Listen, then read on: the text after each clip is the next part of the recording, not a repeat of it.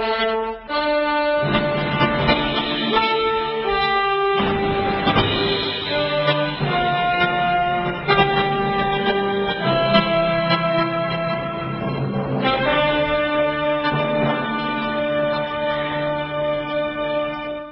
promised, I do want to go into briefly the role that Sandra Fluke has had on talk radio because it's important. She was interviewed by the U.S. Congress for reasons that are unknown to me, and obviously she was an inappropriate choice.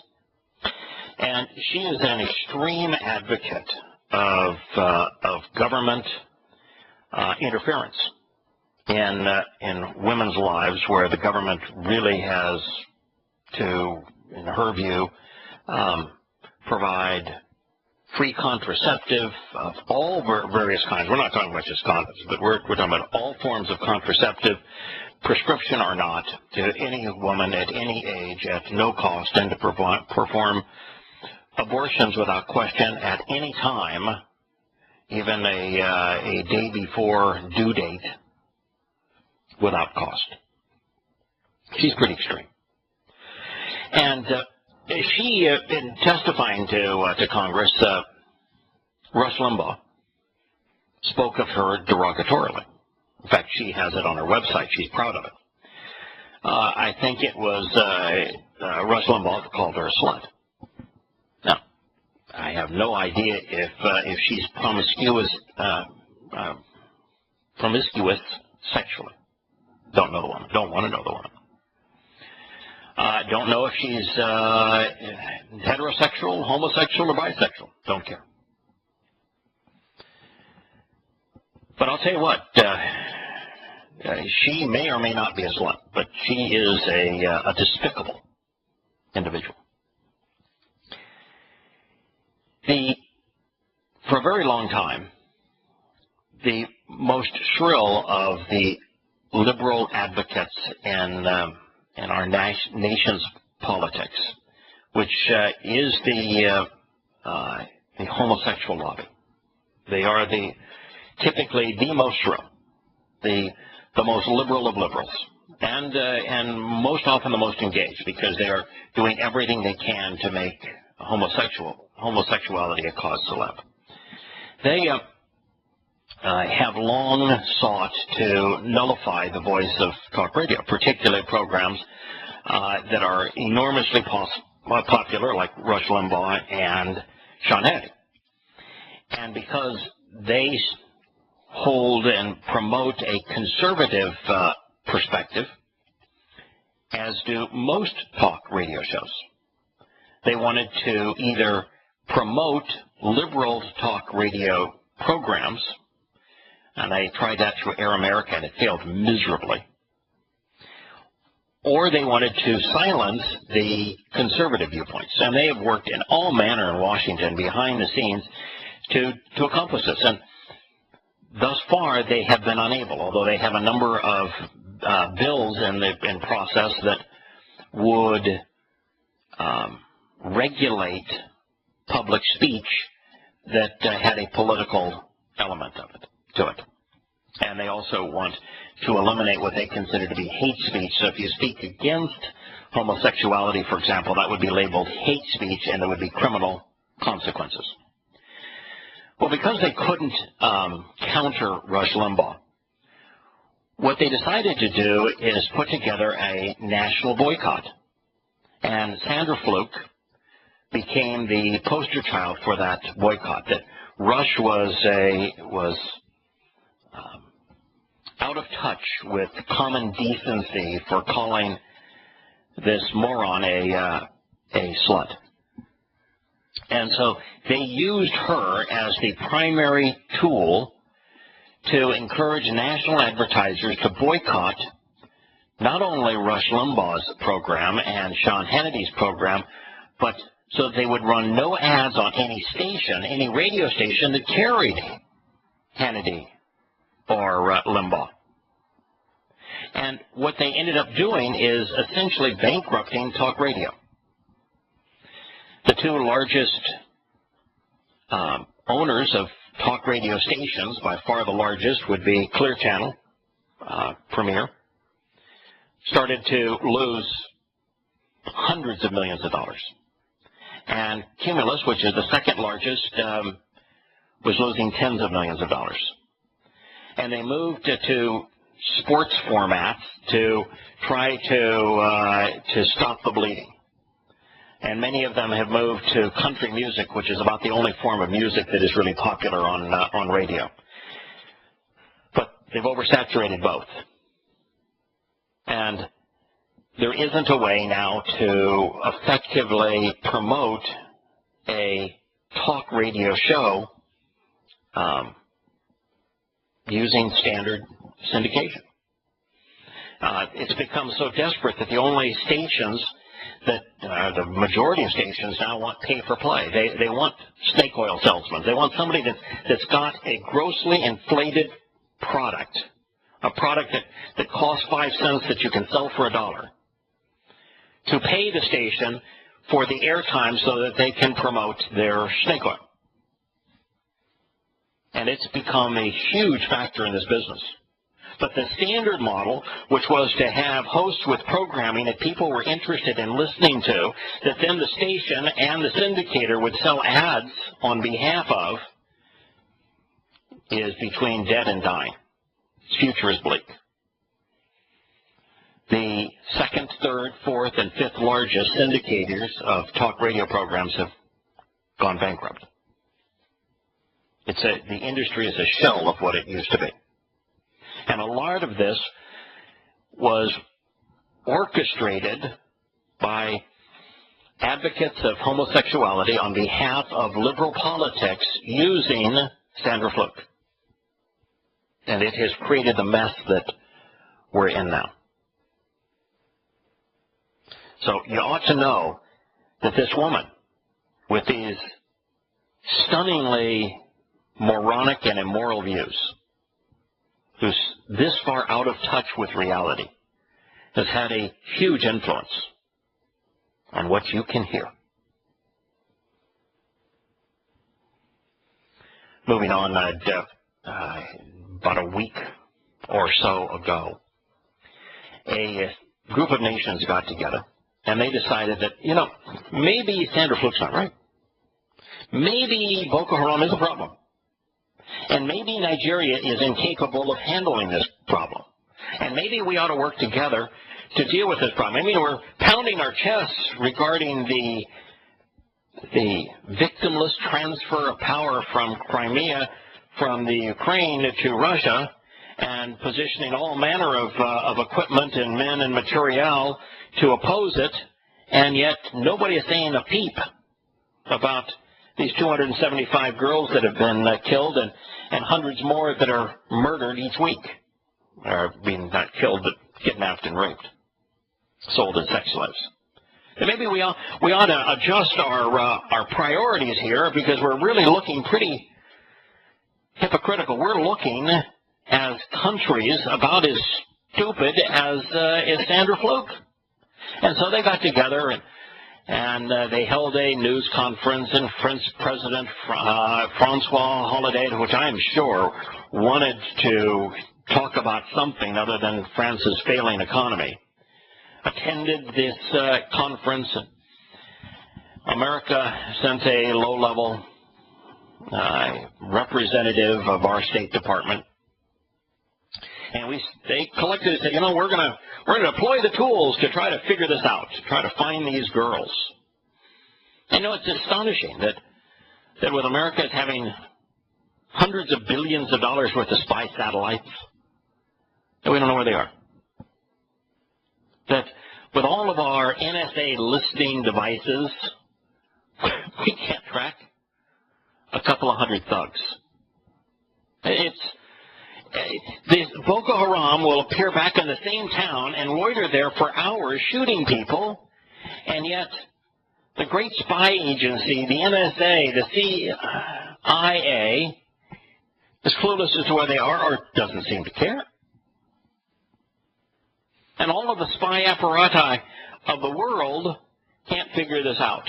So we said, that we would fly a plane over the area and that we'd all share intelligence. And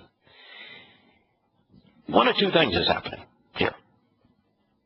Either the world really doesn't care, just as the world didn't seem to care when the Sudan, the fundamentalist Islamic government of the Sudan, was murdering 3 million Christians in Animus over the course of 20 or 30 years, and no one said a peep.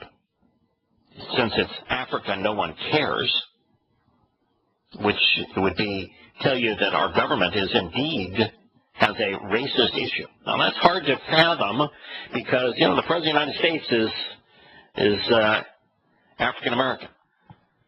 So you wouldn't think that you can have, with this administration, a racist view. We don't care about Africa. So I'm going to discount that. Then the other issue is that we're so European-centric, we're so Northern Hemisphere-centric that our spy apparatus only works in the Northern Hemisphere, that we don't really pay any attention as to what's happening in Africa or South America, that it's just really not of interest to us. It means that we wouldn't care what happens in the Philippines or India or any place that's south of the equator. That doesn't seem likely, that we would have no espionage capability. I mean, we're spending hundreds of billions of dollars a year on our espionage, so what is the issue? If it's not race, if it's not geography, is it that those who are in power are scared to death of Islam? That when you have an organization like Boko Haram, who is resolutely Islamic, that cites the Quran, that claims that they are acting in the name of Allah, that it's such an embarrassment to the lie that they've been promoting of this war on a tactic, the war on terrorism, and disassociating Islam from terrorism, that it makes everything that they're doing look like a lie. And that seems to be the only credible answer. But nonetheless, we finally have a group of nations that say that they're going to jump in and save the day. And they're going to provide the intelligence. They're going to help the beleaguered Nigeria out. They're going to find these girls and bring them back. Can you imagine the mighty United States not able to find 300 kidnapped girls?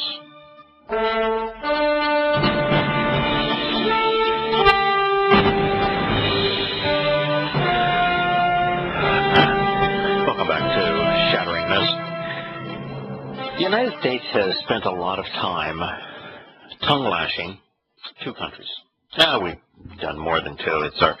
There's a number of them, but there are two countries in particular that we've been extraordinarily aggressive tongue-lashing here recently. One, of course, is Russia. And even though America provoked the Ukrainian uprising, and we were the provocateurs, everything out of Washington blames Russia. It's all Putin's planning. Well, on the other side of the globe, we're blaming China as being provocative. We're blaming them for being provocative for drilling in their waters. We're drilling them for being provocative and setting up an air defense zone. Of course, their air defense zone is a tiny fraction of the size of the American air defense zone, and that their claim to territorial waters is thinner than America's claim to territorial waters. And then we accuse them of espionage, of stealing our secrets, when America is vastly more involved stealing Chinese secrets and spying on the Chinese than the Chinese ever dreamed to be in terms of spying on America. And the thing that's just so amazing about this is that America can't survive without China and Russia. Now, Europe is in desperate shape without Russia. the United States is really only dependent upon Russia for a narrow number of things. They make our rocket engines. We can't launch satellites. They're responsible for ferrying astronauts back and forth to the International Space Station, because we don't have a manned space program anymore, to which the last series of economic sanctions against Russia announced that the United States had better build a very effective trampoline to get its astronauts off that space station. Russia also has the world market cornered on some very specific rare earth elements, particularly those used in the military and aviation business. For example, Airbuses are vulnerable to losing their tails. There's been a series of Airbus crashes, one over the Atlantic leaving the Brazilian coast that became quite famous, another one leaving one of the 3 New York airports that crashed, killed everybody on board because the tails, the vertical stabilizer, broke off because the bolt is the steel bolt that is holding them in place, as opposed to Boeing uses a titanium bolt. And it's a very specific alloy of titanium. And the titanium for the bolt comes from one place, Russia. In fact, the United States engages in all sorts of CIA-related deceptions in terms of the purchase of titanium from Russia. Our jet engines rely on titanium, both commercial and military. Much of our drones and most sophisticated technologies, our satellites, require titanium. It's lightweight and extraordinarily strong, and without it, there's all sorts of issues. You can't replace it with aluminum. It's not strong enough, and it melts at too low a temperature. And so if we say, we're going to continue to put sanctions on Russia, we're in serious jeopardy. But it's vastly worse with China. A huge percentage of the components for the things that America actually does assemble here are made in China. Overwhelming. If we stopped importing Chinese parts, we wouldn't be making automobiles. Chinese factories make the overwhelming preponderance of our cell phones, of our iPads, of our laptop computers and our desktop computers. Most of the technology products that we use every day, including when we watch television, they're made in China. But not only are those things made in China, China has a 80 to 90% monopoly on rare earth elements. And the few places where they don't have an absolute monopoly, and they do on most of the most important rare earth elements that are used in every form of technology today, then they have bought the mines and the land and the companies that extract the elements from places all over the world. They are absolutely dominant. If you were to say, we want to no longer do business with China, we'd be done.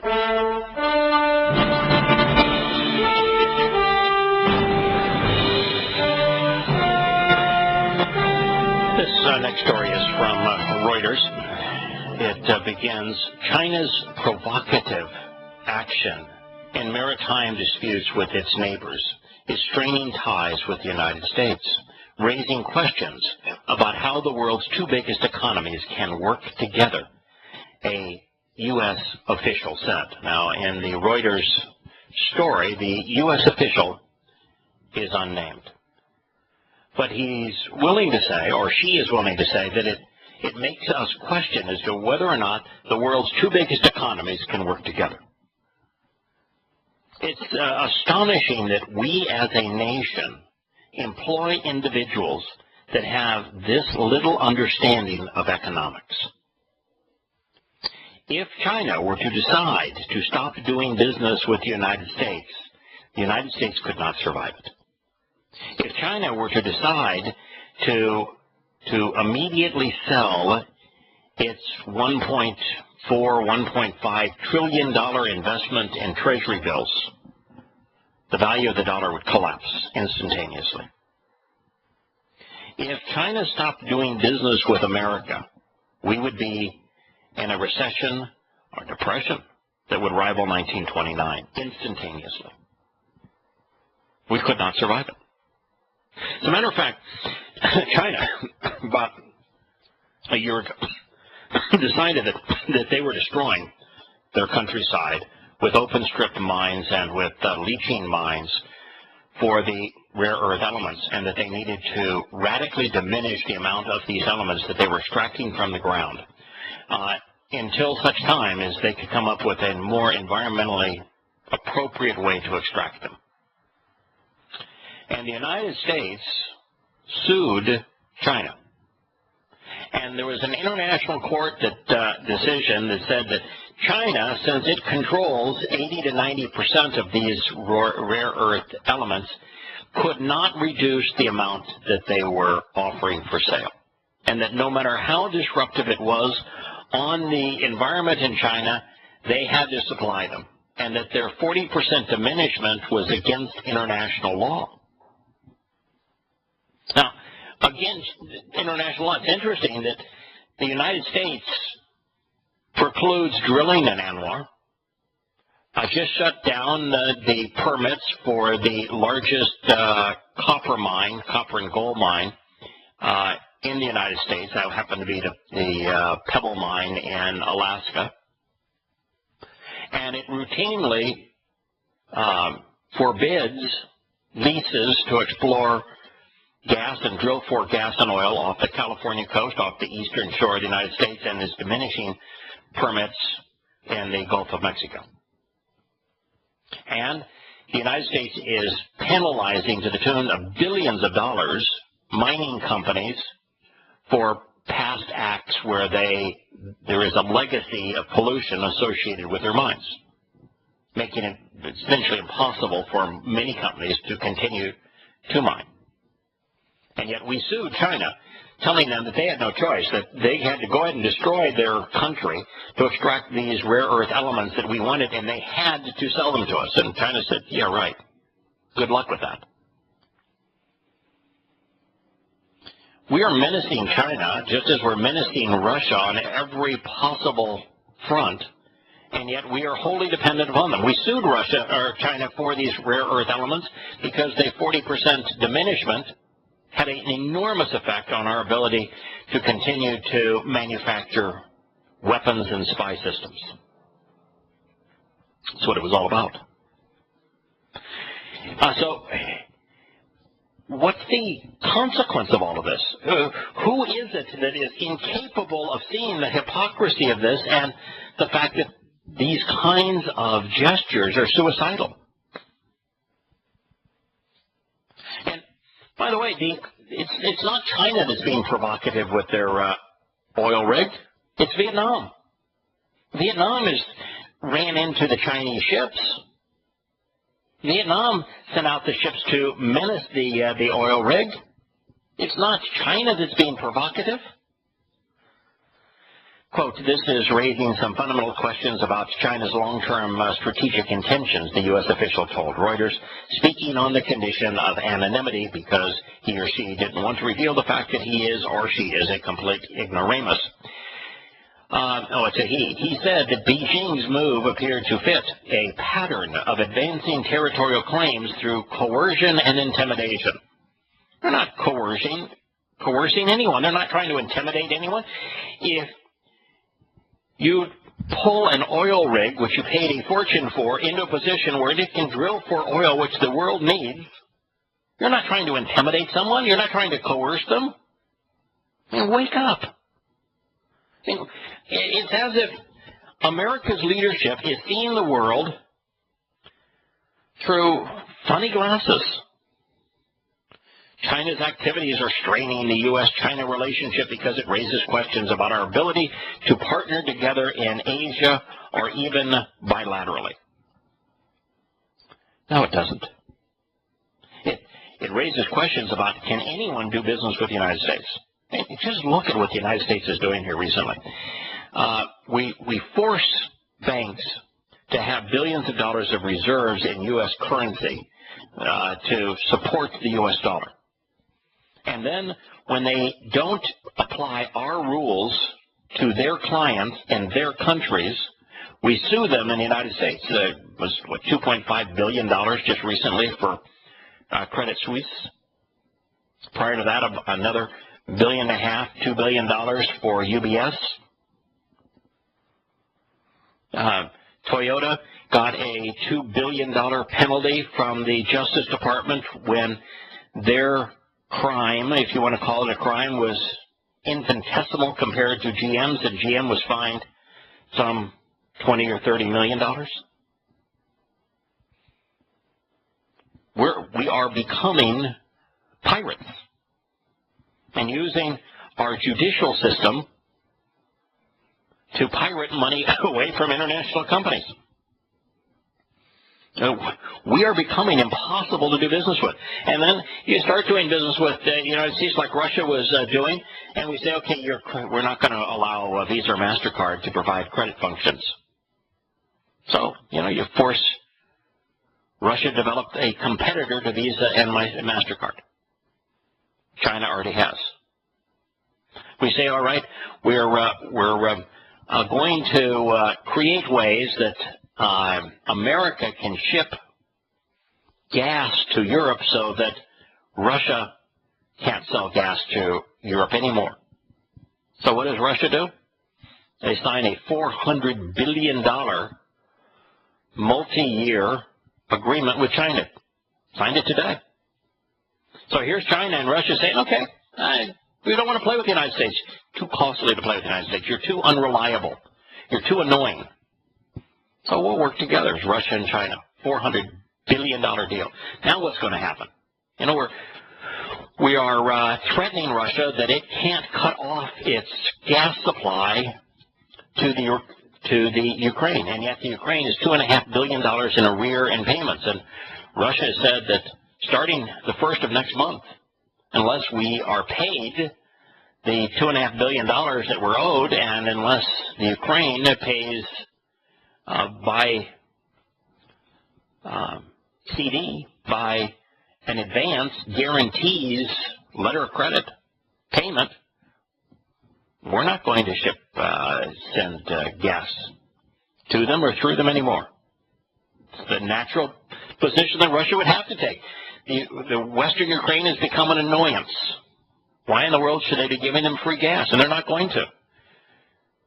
And so Russia's saying, we don't need this annoyance. We'll do business over here with China. Thank you very much. It seems like as a country we're no longer thinking through the consequences of our rhetoric, and that we're putting America in a very isolated position where we don't have any credibility with anyone in the world. Now, this whole situation with China and Russia is disastrous. Here's the announcement. It's from Reuters. China and Russia signed a long-awaited $400 billion gas deal on Wednesday, securing the world's top energy user, a major new source of cleaner fuel, and opening new markets for Moscow as Europeans look elsewhere for their energy. The issue here, too, is bigger than just a $400 billion deal. It's on natural gas.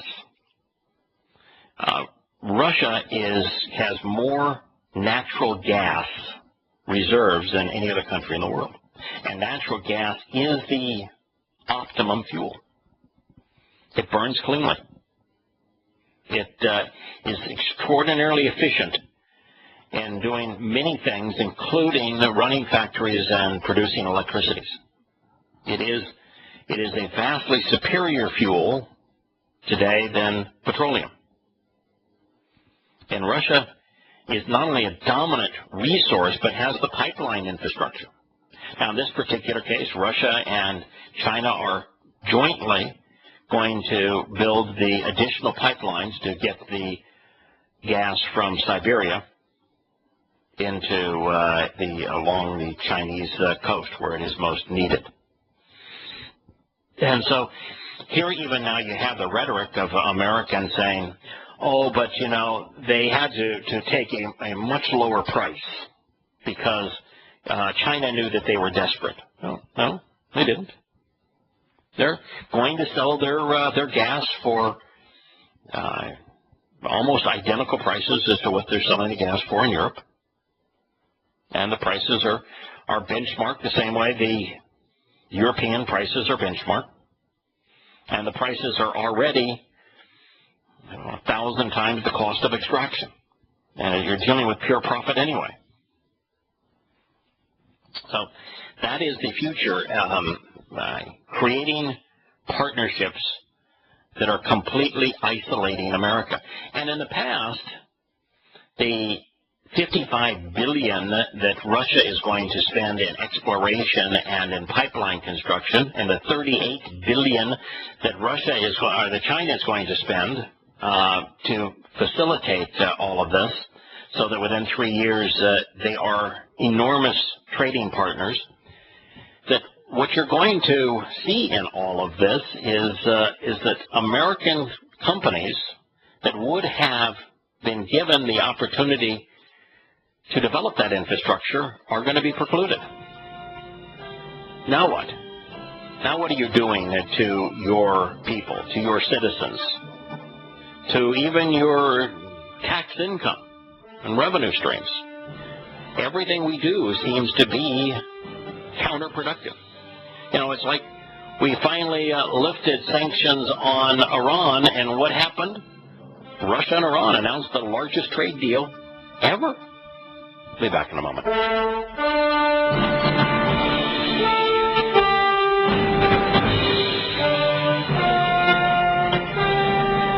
This is a related story. Outraged by U.S.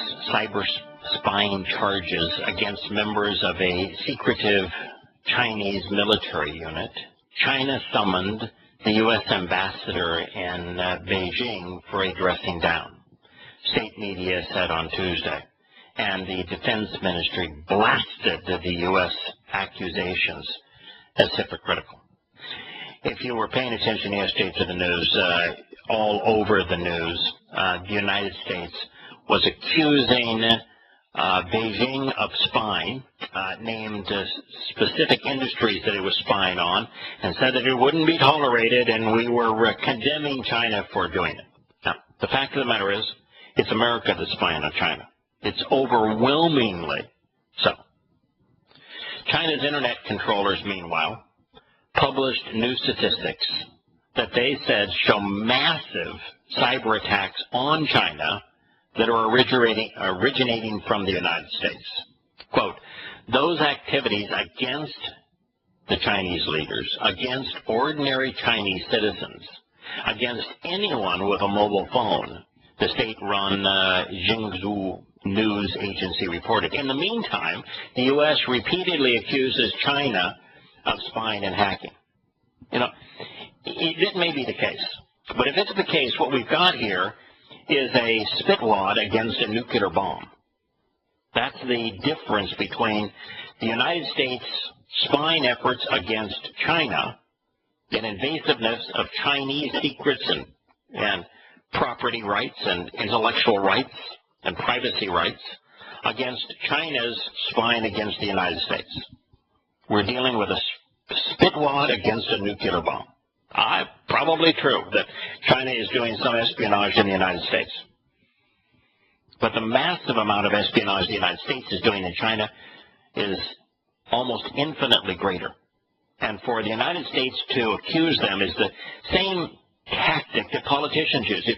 If you're a politician and you're guilty of something, you blame your opponent of the very thing you're guilty of. Because at the very least, you're going to muddy the water. And so when your opponent says, no, I'm not guilty of this, it's you that are guilty of that, it creates confusion. And so the United States creates an aura of smoke and confusion over its massive spying apparati by accusing others that it is spying on us. The day after the Justice Department unveiled its explosive criminal cyber espionage charges against 5 Chinese military officers, Beijing was still sputtering with indignation, and diplomats and cyber experts on both sides were trying to figure out how to pick up the pieces. In a salvo of indicative late Monday rhetoric, the Chinese Foreign Ministry called the charges in a U.S. federal grand jury indictment purely fictitious and extremely absurd. China also announced that it was suspending its participation in the Sino-U.S. Cyber Working Group formed to bridge differences over cyber spying. In a lengthy statement on Tuesday, the Defense Ministry of China invoked WikiLeaks and their comprehensive reports and recent disclosures of the national security agencies spying on China, where particularly with Huawei, the big Chinese telecommunications company, that America was saying no one can buy Huawei products that does business in the United States because the Chinese military will use the telecommunications technology to spy on Americans, when in fact the NSA had already breached through Huawei's databases, was stealing Huawei technology, and was eavesdropping on the telephone calls of Huawei executives. The indictment accused 5 members of the People's Liberation Army Unit in Shanghai of hacking into U.S. computers and stealing valuable trade secrets from leading steel, nuclear plant, and solar firms, which is just so absurd. America is not a leader in manufacturing steel. Not even close. We're a bit player in steel. We are a bit player in the nuclear business. We've only got 2 companies that even toy in it, and both of those companies have had to form alliances with international companies even to stay viable in the business. We are way behind the curve when it comes to nuclear power plants.